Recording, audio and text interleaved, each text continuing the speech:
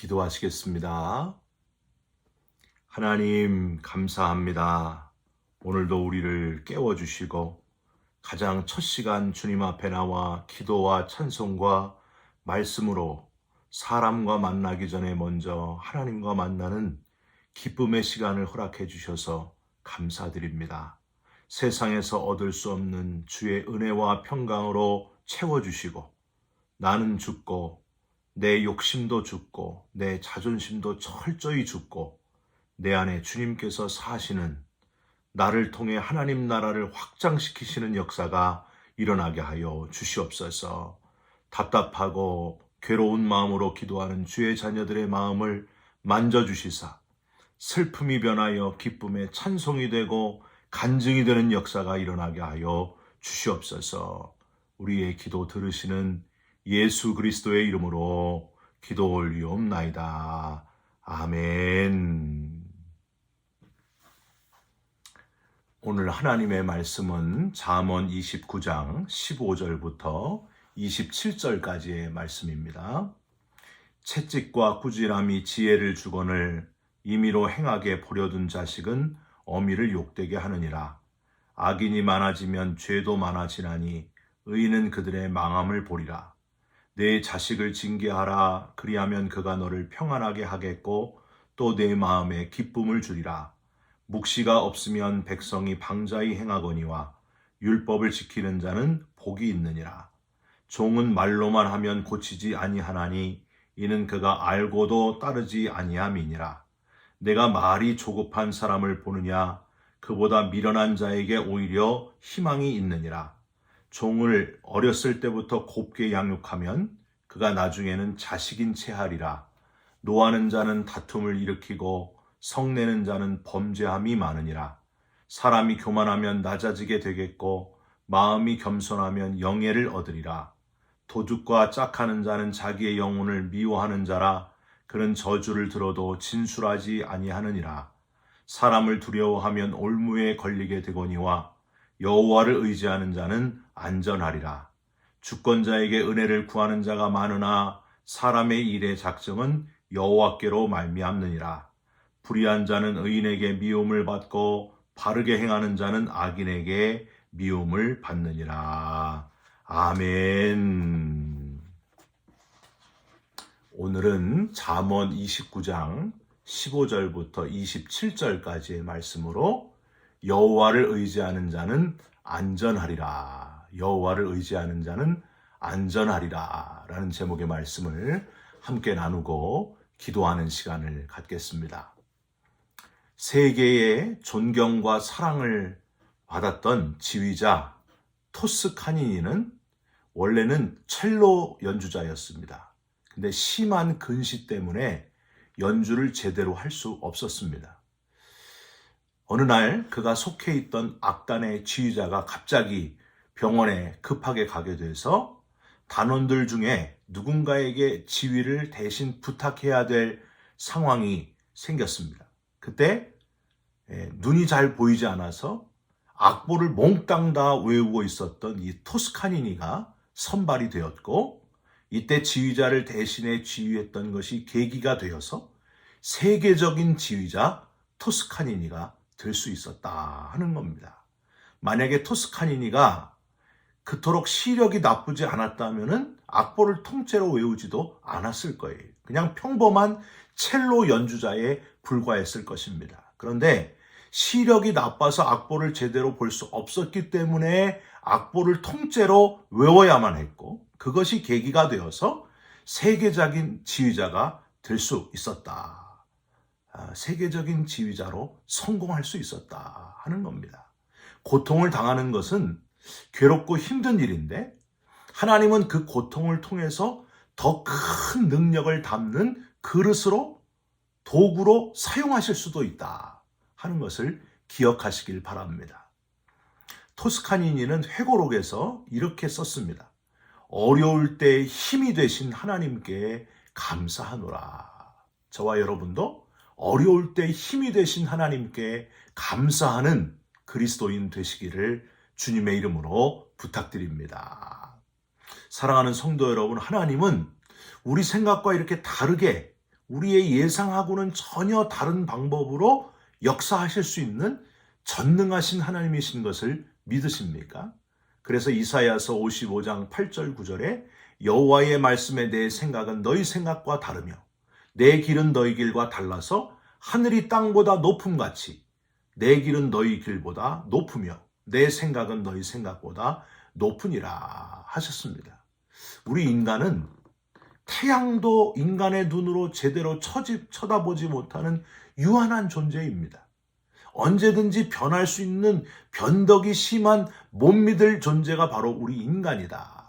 그러니까 사람은 믿을 만한 존재가 아니다 하는 걸 기억하시면서 변함이 없으신 하나님, 태양을 만드시고 온 우주를 만드시고 역사를 주관해 가시는 전능하신 하나님을 의지하며 살아가시기를 주님의 이름으로 부탁드립니다. 우리는 어제 잠언 29장을 묵상하면서 잠언 29장은 의로운 왕이 다스리는 나라와 신실한 가장이 보살피는 가정의 행복에 대한 교훈의 말씀이다 하는 것을 함께 나누었습니다. 어제는 앞부분 의로운 왕이 다스리는 나라, 그 나라의 좋은 지도자, 좋은 리더가 되어야 된다. 그런 교훈을 함께 나눴고요. 오늘은 뒷부분 신실한 가장이 보살피는 가정은 행복한 가정이 되어야 된다 하는 것을 교훈하고 있습니다. 그걸 마저 나누려고 합니다. 우선 첫 번째로 신실한 가정을 잘 보살피는 가장은 자식을 징계하는 지도자다. 이렇게 교훈하고 있어요. 15절을 한번 보세요. 채찍과 꾸지람이 지혜를 주거늘 임의로 행하게 버려둔 자식은 어미를 욕되게 하느니라. 17절도 한번 보세요. 내 자식을 징계하라. 그리하면 그가 너를 평안하게 하겠고 또 내 마음에 기쁨을 주리라. 여러분, 성경에 등장하는 유명한 제사장 3명이 있잖아요. 누구누구 있습니까? 아론 제사장, 엘리 제사장, 사무엘 제사장, 이렇게 3명이 아주 유명한 제사장 아닙니까? 우선 아론 제사장, 얼마나 말 잘하고 훌륭한 제사장의 원조 제사장 바로 아론 제사장 아니? 그런데 그 두 아들인 나답과 아비후는 여호와께 다른 불을 드리려다가 여호와께서 진노하셔서 여호와로부터 불이 나와서 그 둘을 다 태워버립니다. 하나님의 무서운 심판을 받습니다. 아무리 아버지가 훌륭한 아론 제사장이어도 자식 교육은 마음대로 안 된다는 거예요.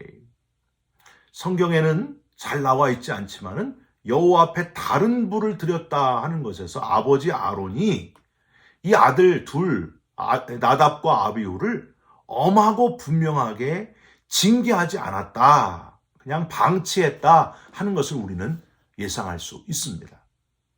그럼 두 번째 엘리 제사장은 또 어땠는가? 두 아들이 누구예요? 홈니와 비느하스. 여기도 또 문제였어요. 이 홈니와 비느하스는요, 3살 갈고리를 가지고 가서 사람들이 재물을 가지고 오면 그 중에 좋은 고기를 자기가 뜯어먹는 거예요. 또 회막에서 수종드는 여인을 강제로 동침하고 이런 죄를 저질렀습니다. 여러분, 어떻게 됐어요? 하나님의 언약궤를 가지고 전쟁터에 나갔다가 언약궤만 가지고 나가면 이기는 줄 알았어요. 그렇게 그 두 아들들이 영적으로 어두웠어요. 결국에 언약궤는 빼앗겨버리고 둘은 전쟁터에서 죽고 말았습니다.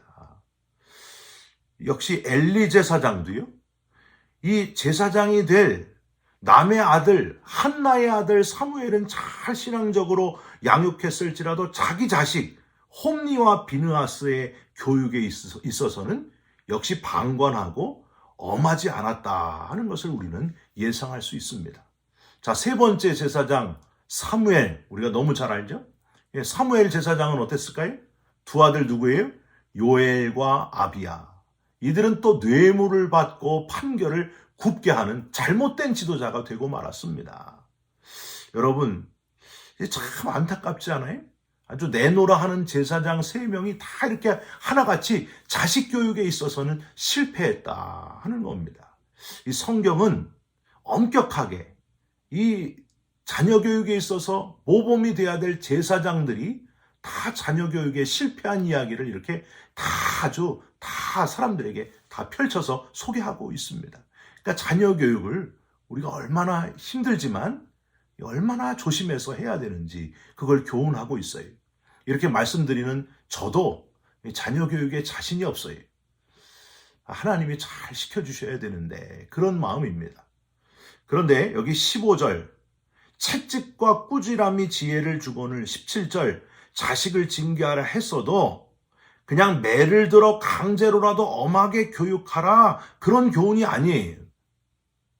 그 다음 18절에 교육을 하되 매를 때려서라도 엄하게 교육을 하되 가르치되 하나님의 말씀을 기초로 해서 가르쳐야 된다 이렇게 교훈하고 있습니다.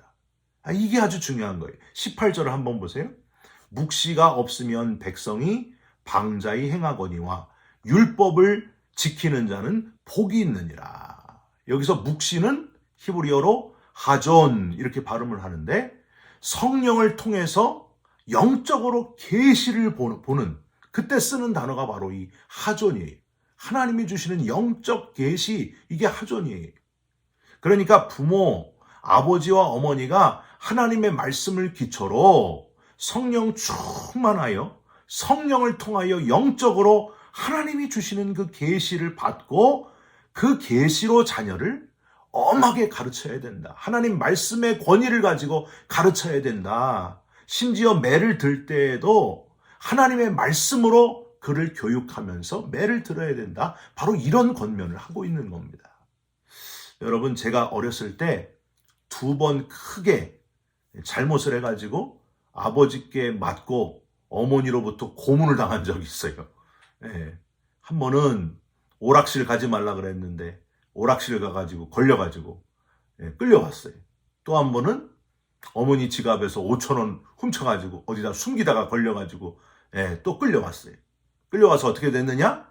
아버지께서 장롱 위에서 쌀이까지 30개를 꺼내셔가지고 그걸 다 부러지도록 제 종아리를 그렇게 때리셨어요.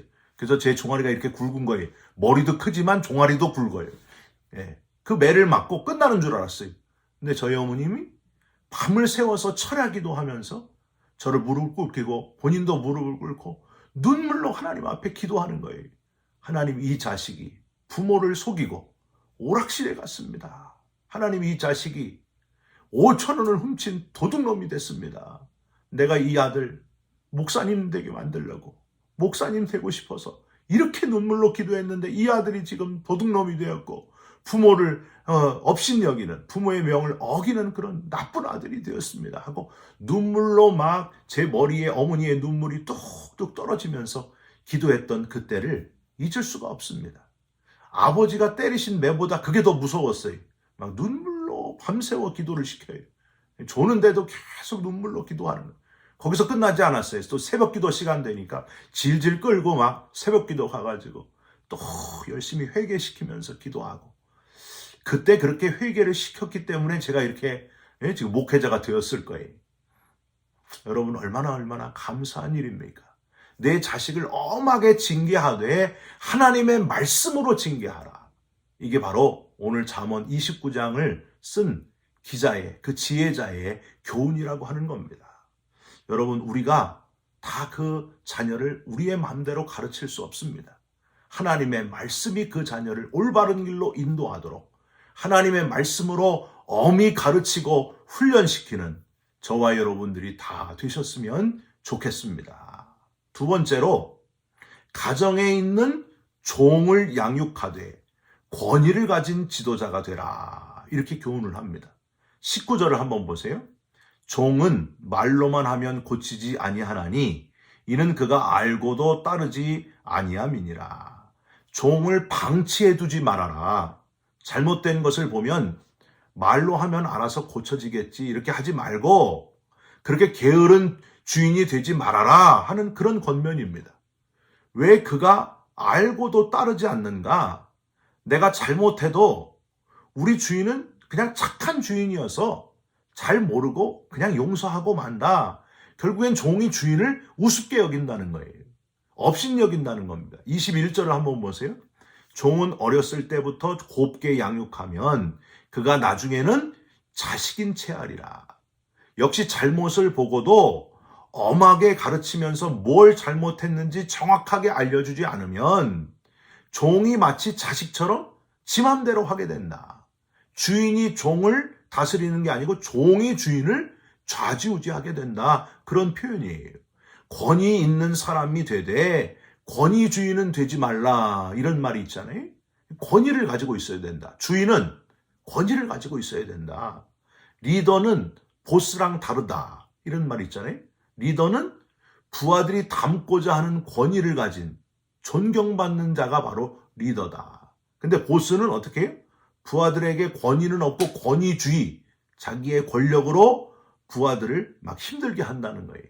보스가 되지 말고 리더가 돼야 된다 하는 겁니다. 여러분 혹시 식당 운영하는 분 있으세요? 식당에 가면은 주인이 주방장 못지않게 요리 실력이 상당한 그런 식당 주인이 있습니다. 주인이기 때문에 모든 거에 달인이 되었어요. 그런데 직접 들어가서 요리를 하지는 않습니다. 주방장을 잘 격려하면서 잘 성숙시켜 나갑니다. 주인은 모르는 것 같아도 주방장도 놀랄 정도로 전문적인 실력을 갖추고 있어가지고 주방장이 그 권위 앞에 낮아질 수밖에 없어요. 시간이 어느 정도 지나면 주인은 주방장에게 독립할 수 있는 길도 열어줍니다. 주방장은 독립해서 자기가 또 주인이 돼서 그 다른 주방장을 또 똑같이 자기가 배운 것처럼 잘 양육시켜 나가는 거예요. 결국 주인과 주방장 서로 둘 다 윈윈, 서로 잘 되는 역사가 일어납니다. 여러분 오늘 본문의 지혜자가 바로 그런 교훈을 알려주고 있는 겁니다.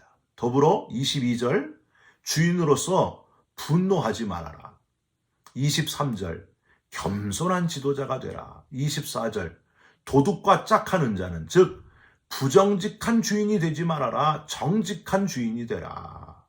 그리고 25절과 26절에 이렇게 가정을 다스리는 리더인 가장에게 가장 중요한 말씀, 이제 가정 자녀를 잘 다스리고 또 종도 잘 다스리면서 가장 중요한 말씀을 결론적으로 25절, 26절에 하고 있는데 여호와를 의지하라. 모든 것은 다 여호와께서 주관해 가신다. 25절 한번 보세요. 사람을 두려워하면 올무에 걸리게 되거니와 여호와를 의지하는 자는 안전하리라. 26절 주권자에게 은혜를 구하는 자가 많으나 즉 권세자, 힘 있는 자에게 아부하는 자는 많다는 거예요. 사람의 일의 작정은 여호와께로 말미암느니라. 즉 아무리 힘 있는 권력자, 권세자가 있다고 해도 사람의 모든 일의 작정, 모든 사람의 역사는 바로 여호와께로 말미암느니라. 하나님께서 주관하시고 이 땅의 모든 역사를 이끌어 가신다. 그렇게 교훈하고 있습니다. 사랑하는 성도 여러분, 우리 인간의 가장 내면적인 기초 공동체, 가정을 잘 이끌어가는 리더들이 되시기를 부탁드립니다. 자식을 잘 여호와의 말씀으로 징계하면서 잘 훈육해 나가시기를 주님의 이름으로 부탁드립니다. 내가 일하는 곳에서도 리더가 되셔서 그냥 착한 리더가 아니고 권위를 가진 리더가 되셔서 존경받는 리더가 되시고 최고의 리더로 쓰임 받으시기를 주님의 이름으로 부탁드립니다. 여러분, 최고의 리더, 진짜 리더는 바로 하나님이시잖아요. 여호와를 의지하는 자, 최고의 리더를 의지하는 자는 안전하리라. 언제까지? 영원한 하나님 나라에 갈 때까지 안전하리라. 죽음을 이기신 예수 그리스도, 우리의 죽음도 하나님의 손에 달려 있다는 거예요. 그걸 늘 기억하시면서 가장 안전케 하시는 분 여호와를 의지하시고 역사를 주관해 가시는 하나님을 의지하는 자, 지혜로운 리더가 되시기를 주님의 이름으로 축원드립니다. 기도하겠습니다. 하나님, 가정을 이끄는 참 리더가 되기를 원합니다. 자식을 징계해서라도 바른 길 가게 하는 하나님의 말씀으로 자녀들을 양육하는 지혜로운 부모가 되기를 원합니다. 우리를 붙들어 주시고 우리를 인도하여 주시옵소서. 직장에서도 선한 영향력을 미치는 권위 있는 리더가 되기를 원합니다. 여호와를 의지하는 자가 되게 하여 주시옵소서. 주님을 닮은 리더가 되게 하여 주시옵소서. 주님의 발자취를 따라가는 참 리더들이 되게 하여 주시옵소서. 예수 그리스도의 이름으로 기도 올리옵나이다. 아멘. 하늘에 계신 우리 아버지여, 이름이 거룩히 여김을 받으시오며 나라가 임하시오며 뜻이 하늘에서 이루어진 것 같이 땅에서도 이루어지이다. 오늘 우리에게 일용할 양식을 주시옵고 우리가 우리에게 죄진 자를 사하여 준 것 같이 우리 죄를 사하여 주시옵고 우리를 시험에 들게 하지 마시옵고 다만 악에서 구하시옵소서. 나라와 권세와 영광이 아버지께 영원히 있사옵나이다. 아멘. 여러분, 오늘도 가정과 또 직장에서 좋은 리더로 살아가시기를 주님의 이름으로 부탁드립니다. 여러분 사랑합니다. 축복합니다. 감사합니다.